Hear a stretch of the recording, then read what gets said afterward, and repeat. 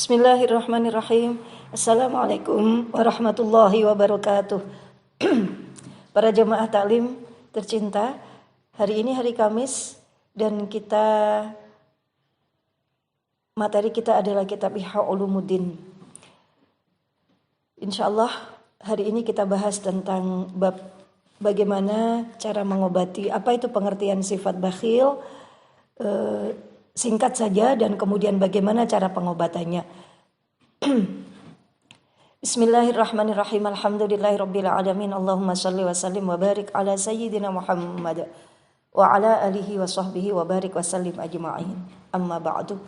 Allahumma ya Allah, nawaitu an atlubal ilma li ahsanil adabi zahiran wa batinan fardhan lillahi ta'ala. Mohon ya Allah, iftah lana hikmataka wa ansyur alaina rahmataka ya arhamar rahimin. Bismillahirrahmanirrahim. Sifat kikir atau bakhil. Kita sudah tahu bahwa sifat kikir atau bakhil adalah sifat yang tercela.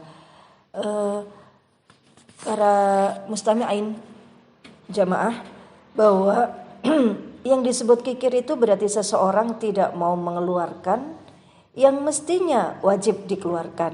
Nah, sekarang sebetulnya apa sih yang wajib dikeluarkan itu dari harta yang kita miliki?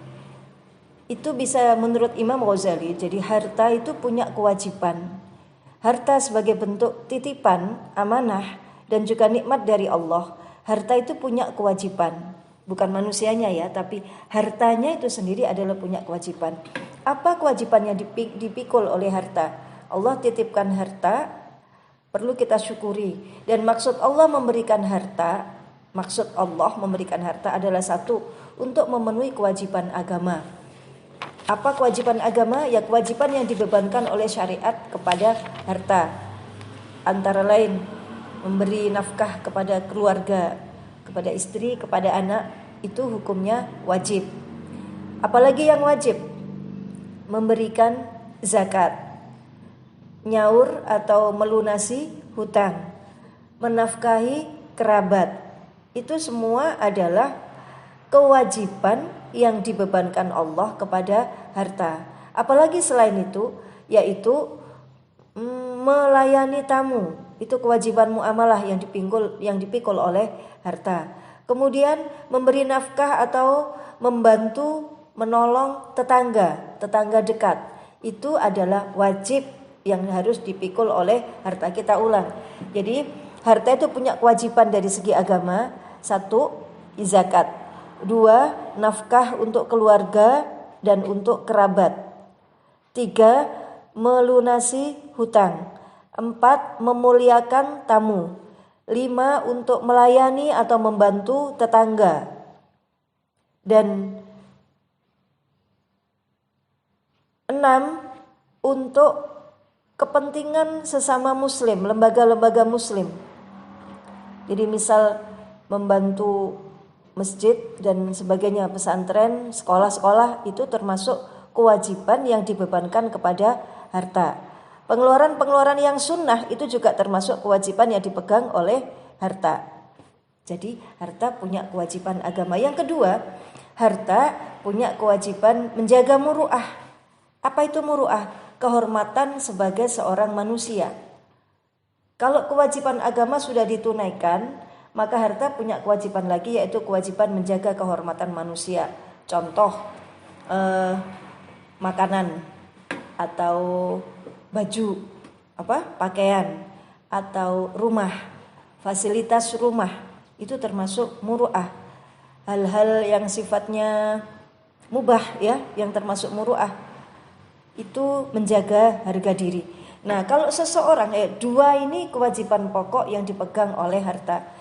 Jadi kalau kemudian seseorang itu tidak mau mengeluarkan nafkah untuk keluarga, atau mengirit-irit atau menghemat-hemat nafkah untuk keluarga, kemudian dia tidak mau zakat, dia tidak mau kewajiban yang sunnah, sodako, dia tidak mau menafkahi kerabat, dia tidak mau melunasi hutang, tidak memuliakan tamu dengan yang pantas, membantu tetangga, itu berarti dia disebut kikir.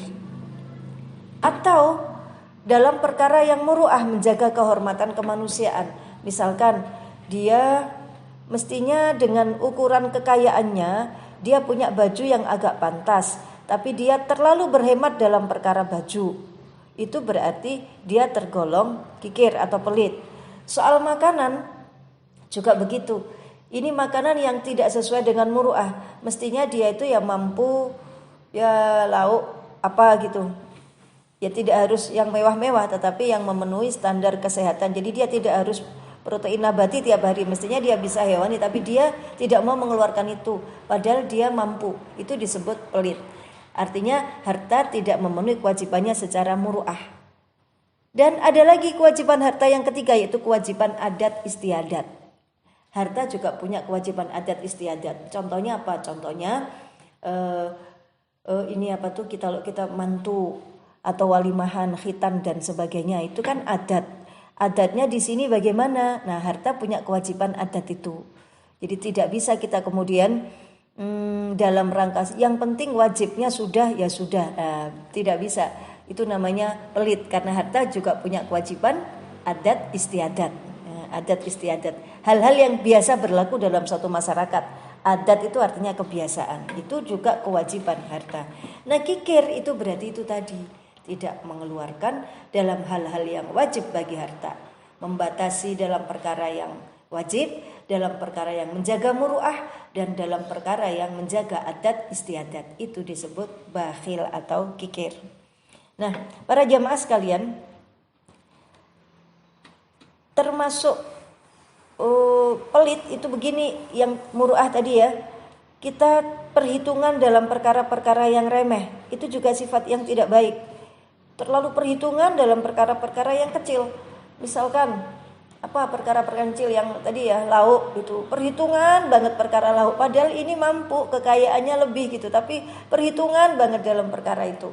Atau dalam perkara hal-hal yang model kursi, model rumah, perhitungan sekali. Perhitungan yang bukan perkara akhirat ya, perhitungan dalam perkara-perkara itu. Sehingga secara muru'ah, secara kehormatan dia tidak menghargai dirinya, tidak menghargai suaminya. Itu juga masuk kategori pelit. Maka demikian itu berbeda halnya ya, sama ya, jadi pakaian itu juga masuk kategori apa tadi? Muru'ah. Rumah juga masuk kategori muru'ah. Saya bacakan dari kitab Ikhya-nya ya. Nah, sekarang lawan katanya kikir adalah dermawan. Kalau dermawan berarti orang itu mengeluarkan yang harus dikeluarkan, tapi diiringi dengan hati yang senang. Kalau mengeluarkan tapi dengan hati yang terpaksa dan dengan berat hati, itu masih disebut pelit. Atau kita mengeluarkan tapi berharap balasan, itu juga belum disebut dermawan. Jadi apabila tidak bisa disifati dengan sifat dermawan sebelum mendermakan lebih dari tadi muru'ah, adat sama kewajiban untuk mencari keutamaan dan untuk mencapai derajat yang tinggi. Artinya bagi orang yang dermawan itu pengeluarannya tidak saja menyangkut hal yang kewajiban harta tadi, wajib, sunnah, muru'ah, adat. Dia tidak itu, tapi hartanya semuanya dipakai untuk kebutuhan mencari ridho Allah, mencari derajat di akhirat. Itu disebut dermawan. Jadi dalam dia mengeluarkan apa-apa itu tidak eman, bukan balasan di dunia, tapi dia berpikir bahwa dia ingin mencapai derajat di akhirat. Itu disebut dermawan. Kalau kemudian kita memberi panti asuhan, tapi berharap dapat balasan dari dia. Apa itu balasan dari dia? Kita ingin dihargai sebagai orang yang dermawan. Itu sama sekali bukan disebut orang dermawan. Itu disebut sifat tamak, mengharap balasan. Atau kita bantu anak yatim di rumah kita sekolahkan, tapi kita berharap bahwa dia bisa bantu-bantu di rumah. Kita berharap tenaganya. Itu juga kita bukan disebut dermawan, tapi kita disebut bayi atau pembeli. Kita seolah-olah beli tenaganya, kita bayar SPP-nya dan sebagainya. Nah, jadi ternyata kadang-kadang kita sudah menganggap diri kita dermawan, tapi secara agama kita belum, karena masih mengharap balasan berupa tenaga tadi. Maka bahkan kalau kita berharap ucapan terima kasih saja, itu sudah termasuk bukan disebut dermawan. Itu tetap disebut apa tadi? Bayi' atau bayya' kita disebut pembeli, penjual yang mengharap sesuatu, dan kita bukan orang yang pemurah. Kalau kemudian kita ngasih, kemudian orangnya tidak terima kasih dan kita marah, itu berarti kita masih disebut orang yang kikir. Jadi kalau yang disebut dermawan atau pemurah, sakho, itu adalah memberikan harta sesuai di atas kewajiban harta itu tanpa berharap ganti apapun, bahkan sekedar ucapan terima kasih. Maka inilah hakikat yang disebut dengan dermawan. Ya. Oke, itu dermawan atau sakho. Sekarang bagaimana sifat kikir itu bisa diobati?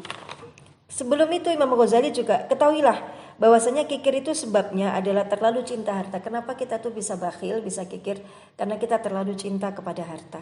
Kenapa kita kok bisa cinta harta? Cuma ada 2 sebab utama kenapa kita tuh kok mencintai harta. Ada 2 sebab utama ini. Yang satu bisa diobati, yang satu susah sekali untuk diobati. Kenapa cinta harta? Ada sebab 2 menurut Imam Ghazali. Karena satu, kita mencintai syahwat atau keinginan dan panjang angan-angan. Kita mencintai keinginan. Dengan harta kita ingin hidup enak, kita ingin punya ini, punya itu. Lalu kita senang memenuhi keinginan syahwat. Baik syahwat dihormati orang, syahwat hidup dengan santai, syahwat ya senang. Saya senang kalau kemudian beli yang merek ini tuh saya senang. Bukan karena fungsinya tapi karena senangnya. Jadi kalau harta saya diambil enggak mau karena saya masih butuh. Butuh apa? Butuh untuk menyenangkan diri saya. Itu namanya syahwat. Jadi kenapa orang pelit? Karena dia cinta kepada syahwatnya. Dia hartanya itu untuk memenuhi keinginan syahwatnya. Kemudian di mana tidak sampai kepadanya kecuali dengan harta serta panjang angan-angan. Syahwat itu tidak bisa dipenuhi kecuali dengan harta serta panjang angan-angan. Ini ya kenapa kau tidak kata kasihkan sekarang? Ini buat kebutuhan nanti, minggu depan atau bulan depan. Nah itu berarti kita panjang angan-angan. Itu yang membuat kita bersifat kikir. Gandengannya tadi syahwat ya. Jadi kenapa kita punya sifat kikir? Tadi sifat kikir itu yang tadi di awal. Karena satu, kita cinta syahwat dan kita panjang angan-angan. Kalau yang ini bisa diobatin, tenang aja. Semua kita, saya juga punya sifat itu.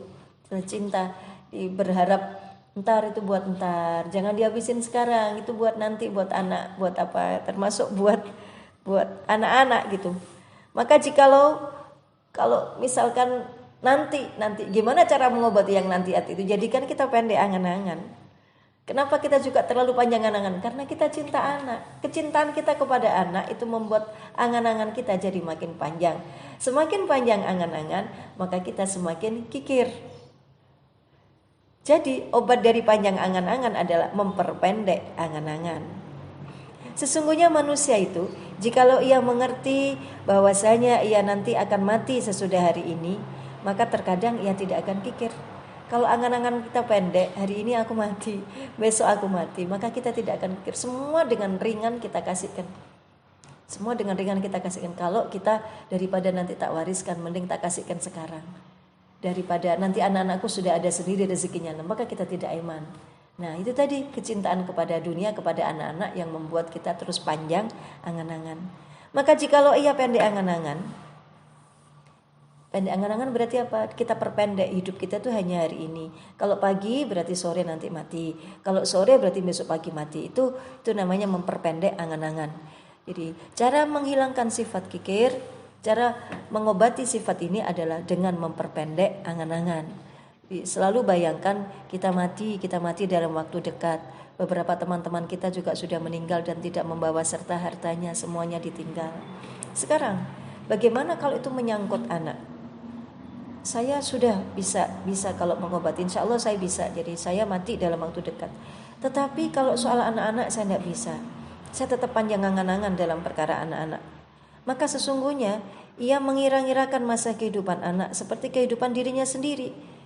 Ya kan kita gitu, kita timbun-timbun harta kita seolah-olah Itu untuk kita, dan itu kita maksudkan untuk anak-anak kita. Kita merasa bahwa itu tadi, bahwa anak-anak itu hidupnya masih panjang. Karena itu kemudian ada hadis Rasulullah yang begini, al-walad mabkhalatun majbanatun majhalatun. Anak itu bisa membuat engkau bakhil, bisa membuat engkau majbana, jubun, penakut. Dan anak itu bisa membuat engkau bodoh, majahalah. Anak itu bisa membuat engkau kikir, bisa membuat engkau takut, kikir. Semua kita siapkan untuk anak-anak. Semua kita siapkan untuk anak. Padahal tadi kita sudah kewajiban harta itu nafkah kepada anak sekarang, bukan nanti. Bukan nanti kalau sudah menikah, kalau sudah bukan, tapi sekarang. Itu yang wajib bagi orang tua. Makanya Nabi bilang mabkhalah, anak itu membuat kita jadi bakhil. Kemudian anak juga membuat kita jadi penakut. Kita takut mati karena kita ada anak-anak. Kita takut mengambil risiko karena kita ada anak-anak. Kita takut kalau Rasulullah atau Allah meminta sesuatu yang banyak dari kita, kita juga takut. Karena kita takut mengeluarkan banyak karena takut anak-anak. Dan majalah membuat kita jadi bodoh. Karena cinta kepada anak itu membuat kita kadang irasional. Contoh bangunkan anak subuh kita tidak berani. Ngajak anak mondokkan, mesantrenkan anak kita tidak berani. Membuat kita jadi bodoh karena anak ya. Nah itu anak-anak. Perkara yang pertama yang membuat kita menjadi cinta harta adalah itu tadi. Kita cinta syahwat karena harta dipakai untuk senang-senang. Kemudian kita cinta anak-anak dan kita panjang angan-angan. Yang kedua, kenapa yang itu tadi bisa diobatin ya? Kenapa kita bisa cinta harta? Yang kedua ini parah. Bahwasanya orang itu memang mencintai pada diri harta itu sendiri. Dia memang cinta uang itu cinta. Bukan untuk fungsinya, bukan untuk kesenangannya, bukan untuk anaknya, bukan untuk kebutuhan, bukan untuk kesenangan, bukan. Tapi melihat jumlah uang sendiri dia memang sudah senang. Ada begitu, ada pula orang yang mempunyai harta kebiasaan untuknya. Jadi gini, maka di antara manusia ada yang mempunyai cukup harta untuk sisa-sisa umurnya, jikalau ia mencukupkan pembelanjaannya menurut perbelanjaan adat kebiasaan untuknya. Ada yang disimpan untuk nanti buat aku kalau tua. Tapi ini enggak. Dan ada pula yang mempunyai harta melebihi ribuan, di mana ia itu orang tua. Ia tua, tidak punya anak, hartanya banyak sekali, dan ia tidak ngeluarin zakat, tidak mau berobat kalau dirinya sakit. Ada loh yang gitu eman kalau berobat. Nah, yang kayak gitu bahwa itu penyakit yang parah, bahwa sesungguhnya ia adalah orang yang justru mencintai uang itu sendiri.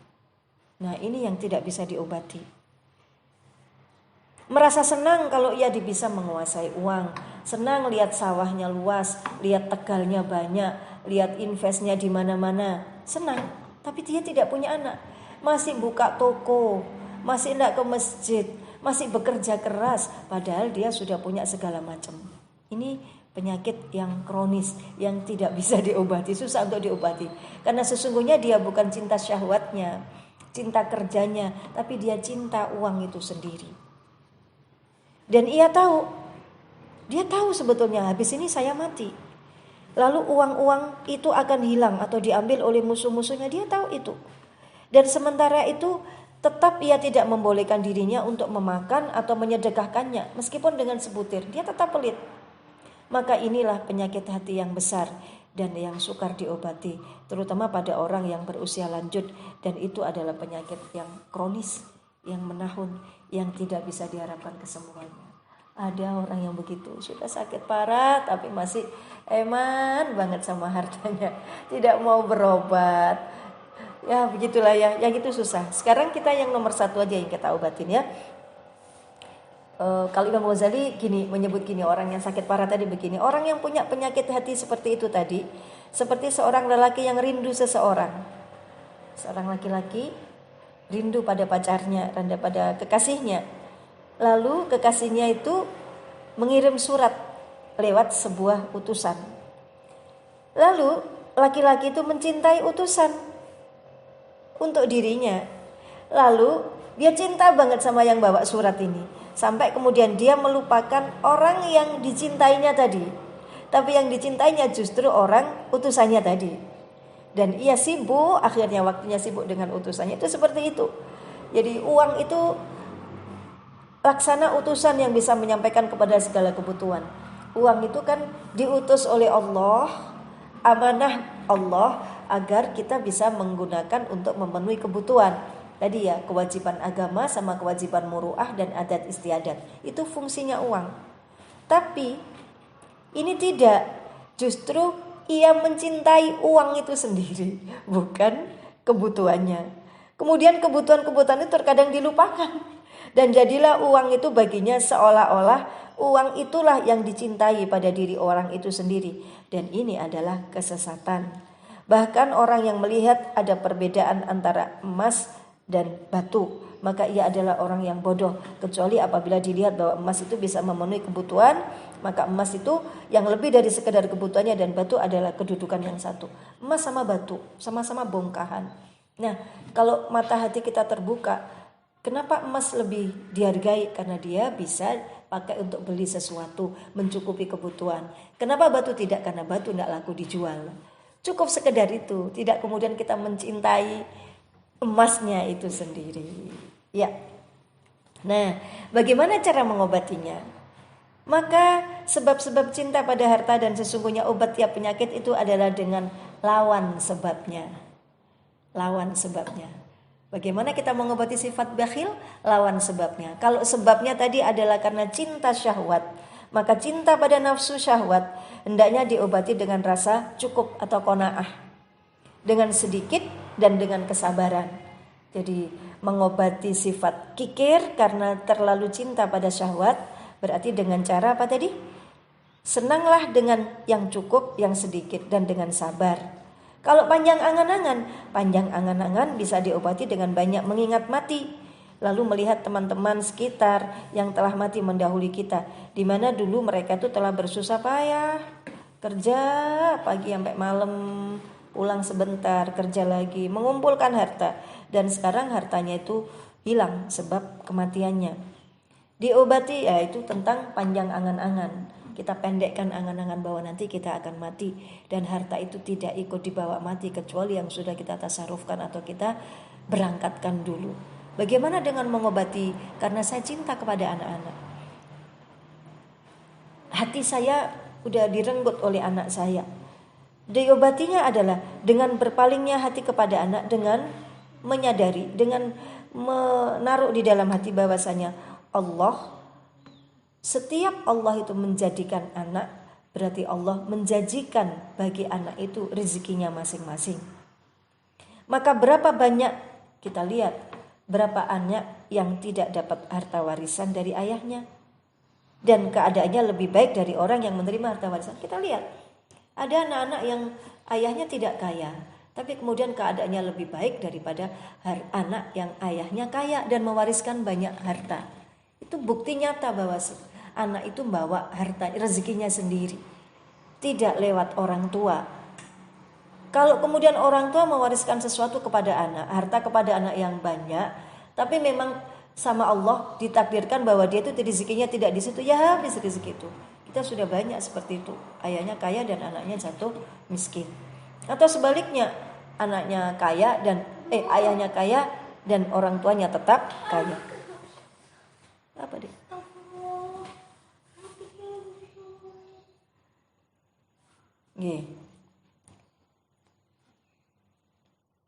Nah, itu ya. Jadi kita fahami bahwasanya kalau Allah sudah menjadikan anak berarti sama satu paket dengan rezeki anak. Dan hendaknya juga diketahui bahwasanya ia mengumpulkan harta untuk anak-anaknya dengan tujuan ia tinggalkan anaknya nanti dalam kebaikan. Akan tetapi bisa saja anaknya itu berbalik menjadi kejahatan. Bisa juga kalau harta yang kita wariskan itu oleh anak-anak dipakai untuk sesuatu yang jahat. Dan jikalaupun anaknya itu orang yang bertakwa dan soleh, kalau kemudian anak kita takwa dan soleh, nanti Allah yang akan mencukupkannya, ya kan? Mayattaqillaha yaj'al lahu makhraja wa yarzuquhu min haitsu la yahtasib. Mayattaqillaha faj'al akibatahu. Allah, kalau kita bertakwa kepada Allah, maka seluruh perkara menjadi mudah dan akan dicukupi Allah. Kalau anak kita takwa, semua dicukupi sama Allah. Jadi tugas kita yang membantu anak-anak menjadi takwa, menunjukkan caranya, mencontohkannya, mendoakannya. Kalau soal harta dia sudah satu paket, begitu. Dan jikalau anaknya itu orang yang fasik, kalau anak kita orang fasik, ini kemungkinan ya, maka dengan perantaran hartanya itu dia justru akan berbuat kemaksiatan yang lebih banyak, dan dia justru akan makin dolim kepada dirinya sendiri. Maka itu baik dia nanti menjadi anak baik atau jadi anak yang tidak baik, itu tidak banyak membawa kebaikan kepadanya harta itu. Maka cara mengobati hatinya adalah dengan banyak memperhatikan. Nah sekarang masih juga kikir hatiku, tapi itu tadi kan dengan cinta itu sudah terobati, cinta syahwat sudah ya, cinta anak sudah, panjang angan-angan sudah. Lalu kita tambah lagi tercelanya sifat kikir. Kita baca hadis-hadis kayak gini nih, kita pernah sampaikan itu di bab kikir yang awal dulu, bahwa seseorang yang bahkan gandolan di kiswanya Ka'bah, kata Rasulullah, Allah tidak akan menerima doamu meskipun doamu, tidak menerima tobatmu meskipun tobat engkau gandolan di kiswahnya Ka'bah, karena engkau pelit, engkau kaya raya, tapi ada seseorang yang minta dan engkau menolaknya dengan kasar. Kita ingat itu. Bakhil itu sesuatu yang sangat buruk. Maka sesungguhnya tidak seorang pun dari orang yang kikir kecuali sifat kikir itu dipandang buruk. Kemudian bagaimana cara mengobatinya lagi? Kita lihat orang-orang yang kikir. Betapa buruknya itu orang yang pelit itu lah, jelek ayah. Gak punya temen. Ya wis jelek, orang pelit itu jelek. Kita bisa lihat itu. Kalau kemudian kita diketemukan Allah dengan orang yang kikir, ya kita bisa seperti itu. Begitu buruknya orang yang kikir itu. Jelek. Kita sering-sering lihat, ya Allah, jelek ya Allah, masa orang sekaya itu loh dimintain sumbangan musola untuk buka bersama saja dia kasih ya cuma 10 bungkus, padahal dia sekaya itu. Nah itu kita kan risih lihat itu. Nah itu kita bisa seperti itulah pandangan orang terhadap kita kalau kita orangnya kikir. Dan juga bisa diobati dengan memperbanyak renungan atau kita bertafakur, berpikir tentang tujuan harta. Sebetulnya untuk apa sih Allah bikin harta kepadaku ini? Untuk apa Allah kirimkan harta kepadaku? Kan kita sudah sampaikan kewajiban harta tadi, ada kewajiban syariat, agama, ada kewajiban muru'ah, ada kewajiban adat istiadat. Untuk itu kan harta itu bukan untuk menyenangkan diri sendiri. Harta itu kan untuk kewajiban itu, dan juga harta itu fungsinya untuk menaikkan derajat kita di akhirat, bukan di dunia tapi di akhirat.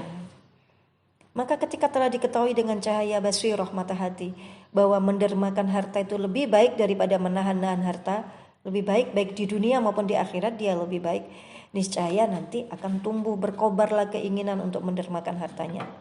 Apabila ia adalah orang yang berakal, maka jikalau nafsu keinginannya bergerak, maka sayukjalah ia menjawab goresan pertama, dan hendaknya jangan dihentikan goresannya itu, karena sesungguhnya setan selalu menjanjikannya kefakiran. Maksudnya apa? Nah nanti setelah kemudian kita memang saya harus dermawan, saya harus kasih dengan ringan. Nah ketika goresan pertama itu saya harus dermawan, tiba-tiba kemudian ada share-sharean atau ada nyumbang untuk COVID, ya, ini mau sembako untuk COVID, saya harus nyumbang. Yang saya miliki sudah terlalu banyak, saya harus berikan karena ini kewajiban agama saya. Nah goresan pertama itu yang langsung kita turuti. Jangan nunggu nanti, karena nanti itu setan memberi kesempatan setan untuk masuk, dan setan selalu menakut-nakuti kita dengan kefakiran. Ada kisah begini, bahwa Abu Hasan al-Bursinji pada suatu hari berada di dalam toilet. Maka ia memanggil muridnya, "Hai, buka bajuku, berikan pada si fulan." Kemudian muridnya berkata, "Alangkah baiknya jika Tuhan bersabar, nanti aja kalau kita keluar dari toilet ini." Dia ingin sodako baju yang dipakai. Maka Abu Hasan berkata, "Saya tidak percaya pada diriku, mungkin pendirianku nanti akan berubah, dan sesungguhnya telah terlintas di hatiku untuk memberikan bajuku kepada orang itu, si fulan itu." Nah, lintasan dermawan yang pertama itu yang langsung kita keluarin. Karena kan tidak hilang itu untuk menaikkan derajat kita di akhirat. Dan juga pastikan kalau soal balasan, ya Allah kan ngasih balasannya itu banyak kalau perkara harta begitu ya. Dan juga itu kan tolak balak kita sendiri. Yaitu Itu dari ilmu yang kita pelajari. Jadi kalau ketika sudah berkobar-kobar keinginan untuk dermawan, goresan yang pertama langsung kita keluarin. Nah, kemudian bagaimana kalau kemudian belum juga sifat kikir itu sembuh? Sifat kikir itu senantiasa tidak akan hilang. Itu melatihnya pertama seperti tadi, dan itu perlu pemaksaan. Kecuali ia mau mendermakan hartanya dengan secara agak memaksa. Sebagaimana kerinduan tidak akan hilang kecuali dengan berpisah dari sesuatu yang dirindukan dengan cara berpergian jauh. Maksudnya kita rindu kepada seseorang.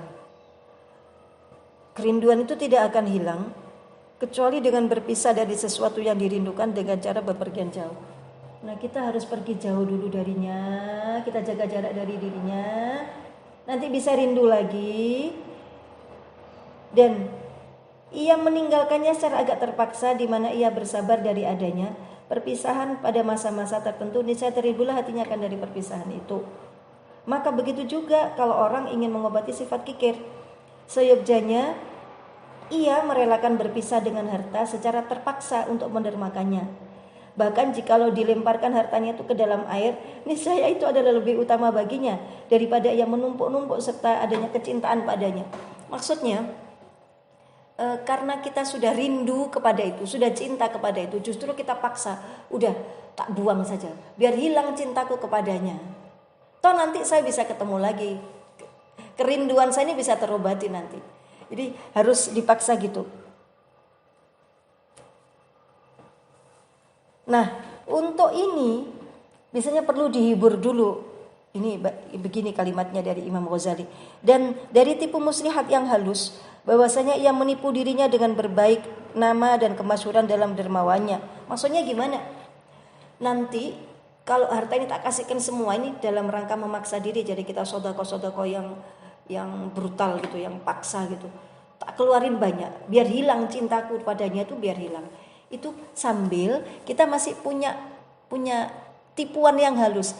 Nanti kan orang, aku akan dapat nama dari itu. Ada itunya, ada riaknya begitu. Ingin dipuji manusia. Sehingga ia rela mendermakan hartanya dengan sifat tamak pada nama baik. Berharap namanya akan baik. Ini kan belum dermawan. Tapi untuk menjadi dermawan tuh gitu dulu. Gitu dulu. Maka adalah ia telah menghilangkan dari dirinya buruknya kekikiran. Ulangi ya. Begitu kita memaksa, kalau kita dipaksa mengeluarkan tanpa ada tujuan, biasanya kita kurang semangat, kurang brutal gitu. Tapi kita kepingin ada balasan, masih tamak terhadap balasan. Bisa berupa nama baik, atau bisa berupa pujian, bisa berupa balasan bukan dari Allah, balasan dari siapa-siapa yang lebih banyak. Nah, nggak apa-apa itu, nggak apa-apa. Itu nggak apa-apa dulu. Ini kan tujuannya mengobati sifat kikir. Kalau sifat pamer, tamak nanti lagi. Ini yang diobati dulu adalah sifat kikirnya dulu. Jadi mengobati penyakit hati itu begitu, satu persatu. Nanti setelah sifat kikir itu sembuh, baru kita mengobati pamernya tadi, tamaknya tadi, rianya tadi. Ya kan?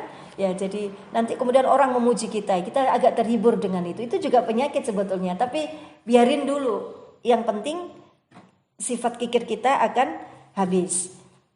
Demikian pula sifat-sifat yang buruk. Seyogjanya sifat yang buruk itu kan biasanya gini. Sifat buruk itu saling terkait ya. Bakhil itu tadi ya, cinta harta, tamak, riya itu gandengannya. Nah, untuk menyembuhkannya tidak bisa langsung, satu persatu dulu. Itu bakhil dulu yang diobati dengan cara melepas kecintaan terhadap harta. Karena sifat buruk itu mendatangkan sifat buruk yang lain. Dan tingkat misalnya marah, sifat buruk itu sebagainya menguasai pada sebagian yang lainnya, sebagaimana nafsu syahwat menguasai terhadap sifat marah. Dan tingkat kemarahan itu dihancurkan dengan nafsu syahwat, dan marah itu akan menguasai nafsu syahwat dan menghancurkan kelemahannya dengan marah. Kecuali bahwasanya ini memberi faedah pada pihak orang yang kikirnya sangat kuat padanya dari cinta pada kemewahan dan kesombongan, maka ia menggantikan yang lebih kuat dengan yang lebih lemah. Dia juga pemarah, dia juga kikir. Nah, mana dulu yang diobatin? Nah, kita lihat tadi yang penyakitnya yang lebih parah yang mana? Yang penyakit yang lebih parah yang kikir atau yang marah? Marahnya dulu yang diobatin. Lebih hebatnya yang kikir-kikirnya dulu yang diobatin. Kikir. terlalu cinta kemewahan, itu penyakit cinta kemewahan itu yang diobati. Maka jikalau kemewahan itu dicintai baginya seperti halnya harta, maka tidak ada faedah. Kalau kita sudah kikir bisa diobati tapi masih suka mewah-mewah, itu tidak ada akibatnya. Maka contoh-contoh ya itu seperti itu ya. Kalau contohnya anak-anak ya, seorang guru syekh dalam rangka mengobati cinta harta atau sifat kikir dalam murid-muridnya begini. Kadang-kadang murid itu dilarang untuk mengambil tempat yang khusus. Misalnya saya kalau wiritan di tempat sini. Nah, sama guru dilarang pindah ke pojok yang sana kalau dia cinta tempat itu. Karena begitu kamu sudah mulai cinta ke tempat itu makhluk, tempat itu dunia. Maka lepaskan kecintaanmu dengan pindah ke tempat yang lain. Nanti di tempat yang lain kemudian kita kadang-kadang seorang murid, aku senang di situ, aku merasa semangat kalau duduk di situ. Nah, sama gurunya dipindah lagi. Biar lepas kecintaannya di tempat itu. Dipindahkannya murid yang lain pada pojok tadi, murid yang lain ditaruh di tempatnya dia. Dikeluarkannya murid yang dipindahkannya itu dari segala apa yang dimilikinya. Dan apabila dilihat muridnya senang pada pakaian yang baru yang sedang dipakainya atau kain sajadah yang disenanginya, saya disuruhnya supaya diserahkan pada murid yang lain dan disuruhnya supaya memakai kain yang buruk yang tidak cenderung hatinya kepada kain yang buruk itu. Secara mengobatinya. Jadi kita cinta pada uang, lepasin dulu uang itu, lepasin sampai hilang kecintaan kita itu. Sampai kemudian kita memang bisa hidup dengan berapapun. Nah itu kita kan berat yang begitu itu. Nah jadi awalnya tadi nggak apa-apa ada riak-riaknya, ada pamernya, ada tamaknya. Yang penting keluarin dulu. Pasti nanti itu ada balasannya. Kita mesti tambah banyak. Semakin dikeluarin itu semakin tambah banyak. Tapi ini adalah dalam hal menghilangkan kecintaan kepada harta. Maka kalau dengan jalan ini nanti hatinya itu kosong seperti anak-anak tadi itu, kosong dari hal-hal yang dia cintai baik tempat atau pakaian.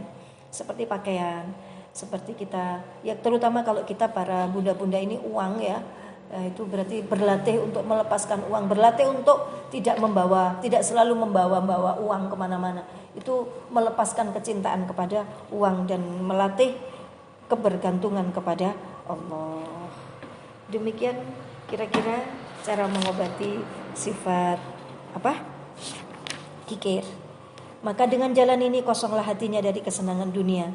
Maka barang siapa kalau kita tidak menempuh jalan ini, jalan yang seperti tadi keras memaksa ini tadi, niscaya kita akan lemah dengan dunia dan kita akan mencintai dunia. Kalau kita terus ngeman uang, harta yang kita miliki, nanti kita akan lemah terhadap uang. Setelah kita lemah kepada uang, kita akan cinta kepada uang dan kita tidak pernah benar-benar sampai kepada Allah. Maka jikalau ia mempunyai 1000 kesenangan dunia, kalau kita punya 1000 kesenangan dunia, kita juga punya 1000 kecintaan. Kalau kita senang dunia itu 1000, senang uang, senang baju bagus, senang rumah bagus, senang mobil bagus. Nah kita juga punya 4 cinta ini tadi. Lebih susah lagi untuk mengobatinya karena semakin banyak kecintaan kita. Maka dan itu adalah penyakit. Dan karena itu apabila pada tiap-tiap satu benda itu dicuri orang, niscaya yang menderita kesedihan menurut kadar kecintaannya. Uang dicuri kita akan sedih. Dan semakin banyak kita mencintai item-item, kalau itu enggak ada kita akan semakin sedih. Nanti kalau kita meninggal, kita kenapa berat sekali untuk meninggal? Karena semakin banyak dari sisi dunia ini yang kita cintai. Cinta dunialah yang membuat kita itu jadi tidak suka dengan kematian. Karena berpisah dengan yang kita cintai. Kalau kita cuma cinta misalkan pada suami tok, pada uang kita enggak, nah itu lebih mudah ngobatinya gitu. Karena cinta satu, bukan cinta banyak hal. Semakin banyak kesenangan dunia, maka dan yang kita punya, maka kita juga punya banyak cinta. Dan semakin banyak cinta dunia, maka semakin susah untuk mengobatinya dan kita nanti semakin takut untuk meninggal. Maka niscaya ia menderita kesedihan menurut kadar kecintaannya kepada benda tersebut. Maka apabila ia mati, niscaya turunlah kepadanya 1000 macam musibah sekaligus. Karena sesungguhnya ia mencintai tiap-tiap benda itu dan benda itu telah ditarik kepadanya darinya.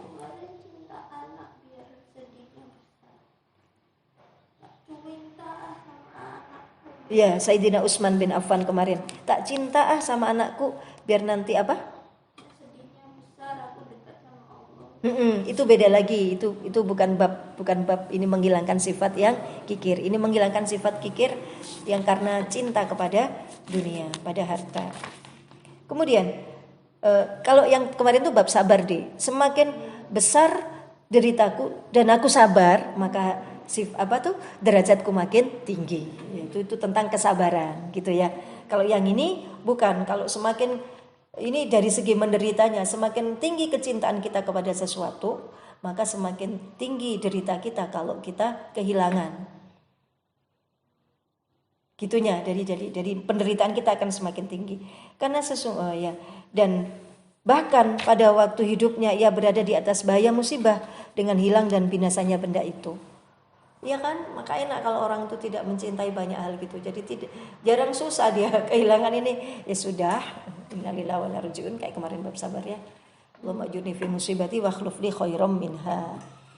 Ya. Sebuah mangkok. Ini ada kisah ya, biasanya di Ikhya itu di bab terakhir dari itu pasti dikasih kisah. Ini kisahnya. Sebuah mangkok dari permata Fairuz dibawa kepada sebagian raja. Di mana mangkok itu belum ada orang yang melihat bandingannya. Ini limited edition. Maka raja itu sangat gembira dengan adanya mangkok itu. Waduh, ini limited nih, cuma ini doang. Maka raja itu bertanya pada sebagian ahli hikmah yang berada di sisinya, bagaimana pendapat Anda tentang mangkok ini? Ahli hikmah itu berkata, saya memandangnya mangkok itu jadi musibah atau jadi kefakiran. Fakir itu artinya butuh. Jadi musibah karena panjenengan nanti jadi butuh sama mangkok itu. Raja itu berkata, bagaimana bisa begitu? Ahli hikmah berkata, jikalau mangkok ini pecah, niscaya ia menjadi musibah. Ia tidak bisa ditambal. Dan jikalau mangkok ini dicuri orang, niscaya kamu menjadi butuh kepadanya, di mana mangkok itu tidak ada yang lainnya. Maka adalah kamu, sebelum mangkok itu didatangkan kepadamu, kamu berada dalam keadaan yang tenang, senang dari musibah dan dari memerlukannya. Kemudian pada suatu hari, kebetulan mangkok itu pecah atau dicuri orang, maka besarlah musibah yang dirasakan raja atas adanya mangkok itu. Maka raja itu berkata, benarlah orang ahli hikmah itu, mudah-mudahan tidak dihadiahkan lagi mangkok kepada kami. Mudah-mudahan tidak dihadiahkan lagi mangkok kepada kami. Karena semakin barang itu limited, semakin kita cinta, maka musibah itu akan semakin besar. Dan hidup kita jadi tidak tenang karena bertambah lagi musibahnya karena kecintaan terhadap mangkok tadi. Dan inilah keadaan sebab duniawi semuanya. Sesungguhnya dunia itu musuh dari beberapa musuh Allah, di mana dunia itu menggiring mereka kepada neraka. Dunia adalah musuh bagi kekasih-kekasih atau wali-wali Allah, karena ia menyusahkan mereka dengan harus bersabar daripadanya. Dunia itu membuat wali-wali harus sabar ya, yang mestinya dia bisa melakukan hal itu untuk yang lain, jadi dia sibuk dunianya. Dunia itu adalah musuh Allah. Dunia itu musuh Allah, musuh wali-walinya Allah. Karena dunia itu memotong jalan-jalan Allah kepada hambanya. Nah, konsen kita kepada Allah itu berkurang dengan adanya dunia. Dunia itu adalah musuh bagi dirinya sendiri. Karena dunia itu memakan dirinya sendiri. Bahkan dunia itu musuh bagi dunia itu sendiri. Dirinya sendiri. Karena dunia itu memakan dirinya. Ya kan? Tadi mangkok itu pecah, perang lo habis memakan dirinya sendiri. Pecahnya itu memakan mangkok itu sendiri. Maka sesungguhnya harta tidak akan terpelihara kecuali di gudang-gudang dan harus adanya para penjaga. Misalkan kita punya harta, kita harus mengusahakan gudang, lalu mengusahakan satpam. Gudang dan para satpam itu tidak mungkin diperoleh kecuali juga dengan harta. Untuk bikin gudang kita perlu duit. Untuk bayar satpam kita juga perlu duit, yaitu dengan mengeluarkan beberapa dirham dan dinar. Maka harta itu memakan dirinya dan ia berkebalikan dengan jenisnya sehingga ia musnah. Kita untuk menyimpannya kita perlu ini ya, dan itu semua juga perlu uang. Maka barang siapa yang mengetahui akan bahaya harta, niscaya ia tidak akan berzina atau berlemah hati dengannya, dan tidak pula bergembira-ria dengannya, dan ia tidak akan mengambil dari harta itu kecuali sekedar kebutuhannya. Dan barang siapa yang merasa cukup dengan harta pada sekedar keperluannya, maka ia tidak akan kikir. Dan apa yang disimpannya untuk hanya pada sekedar kebutuhan saja, dia punya, dia simpan, tapi sekedar kebutuhan, maka ia tidak akan kikir. Lebih dari kebutuhan otomatis itu dia keluarin. Harta yang tidak diperlukannya ia tidak akan memayahkan dirinya dengan selalu menjaganya. Oh, aku tidak perlu, ya tidak perlu tak jaga. Maka ia pun akan rela mendermakannya. Udah tak kasih kena aja biar lepas tanggungan. Bahkan harta itu seperti air di tepi sungai Dajlah. Karena seorang pun tidak akan kikir dengan air yang berada di sungai itu. Karena manusia merasa cukup dengan mengambil air itu hanya sekedar kebutuhan. Harta seperti air di sungai Dajlah, meluap banyak.